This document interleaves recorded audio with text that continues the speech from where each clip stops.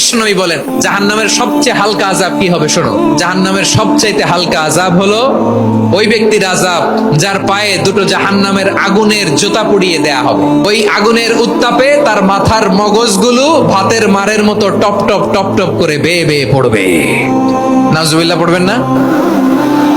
আচ্ছা প্রিয় সিলেট, আওয়াজ করে বলেন এইটা যদি সবচেয়ে লাইট পানিশমেন্ট হয়, সবচেয়ে হালকা পাতলা সহনীয় আযাব যদি হয়, তাহলে ভয়ঙ্কর তোমার আযাবের কি অবস্থা হবে? আমরা কি ওই জাহান্নামে যেতে চাই?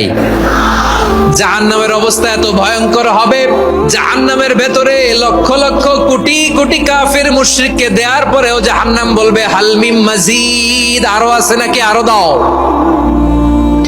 কোটি কোটি কাফেরের দল, মুশরিকের দল, সীমা লঙ্ঘনকারী দল, তাদেরকে যখন জাহান্নামে ফেলা হবে, বড় বড় পাথর খণ্ড জাহান্নামে ফেলা হবে, তারপরও জাহান্নাম বলবে হাল মিন মাজিদ, আরো আছে নাকি, দাও, আরো দাও, আরো দাও।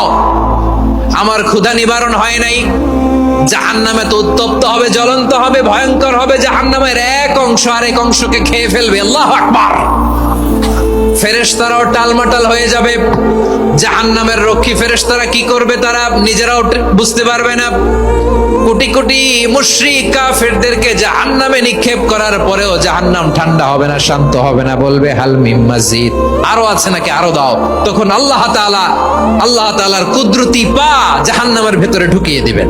সুবহানাল্লাহ পড়তে পারলেন না মজা করে? কোনো কিছুতেই যখন জাহান্নামকে শান্ত করা যায় না, আল্লাহ তাআলা তার কুদরতি পা জাহান্নামে ঢুকিয়ে দিবেন। দেওয়ার সাথে সাথে জাহান্নাম থেকে আওয়াজ আসবে কাত কাত বিইজ্জাতিকা ওয়া বিকদরিক, আল্লাহ বিইজ্জাতিকা ওয়া বিকারামিক, আল্লাহ আপনার ইজ্জতের কসম, যথেষ্ট হয়েছে, এনাফ এনাফ, আর লাগবে না। সুবহানাল্লাহ বলেন। ওই ভয়ঙ্কর জাহান্নামে আমরা যেতে চাই কেউ? আমরা সব সময় ওই জাহান্নাম থেকে আল্লাহর কাছে পানাহা চাই। আওয়াজ করে বলেন ঠিক কিনা? বিশ্বনবী সব সময় আল্লাহর কাছে আল্লাহর জান্নাত চাইতেন, আল্লাহর জাহান্নাম থেকে পানাহা চাইতেন। তিনি বলতেন আল্লাহুম্মা ইন্না নাসআলুকাল জান্নাতা ওয়া নাউযু বিকা মিনান নার, আল্লাহ তোমার কাছে জান্নাত চাই, তোমার জাহান্নাম থেকে পানাহা চাই। আবার আমরা যখন দোয়া পড়ি, আমরা পড়ি রব্বানা আতিনা ফিদ দুনিয়া হাসানাতাও ওয়া ফিল আখিরাতি হাসানাতাও ওয়া কিনা আযাবান নার, আল্লাহ দুনিয়ার কল্যাণ দাও, আখিরাতের কল্যাণ দাও, জাহান্নামের আগুন থেকে বাঁচিয়ে দাও, পড়ে আমিন। ওয়া কিনা আযাবান নার মানে কি? আল্লাহ তুমি আমাদেরকে বাঁচাও আগুনের শাস্তি থেকে। এটা বিশ্বনবীর সবচাইতে প্রিয় দোয়া ছিল। নবী যখন তাওয়াফ করতেন, প্রতিটা তাওয়াফে তিনি এই দোয়াটা পড়তেন। রুকনে ইয়ামানি থেকে হাজরে আসওয়াদে যখন তিনি যেতেন, এই দোয়াটা পড়তেন, রব্বানা আতিনা ফিদ দুনিয়া হাসানা ওয়া ফিল আখিরাতি হাসানা ওয়া কিনা আযাবান নার, আল্লাহ দুনিয়ার কল্যাণ দাও, আখিরাতের কল্যাণ দাও, আল্লাহ জাহান্নামের আগুনের শাস্তি থেকে তুমি আমাদেরকে বাঁচাও।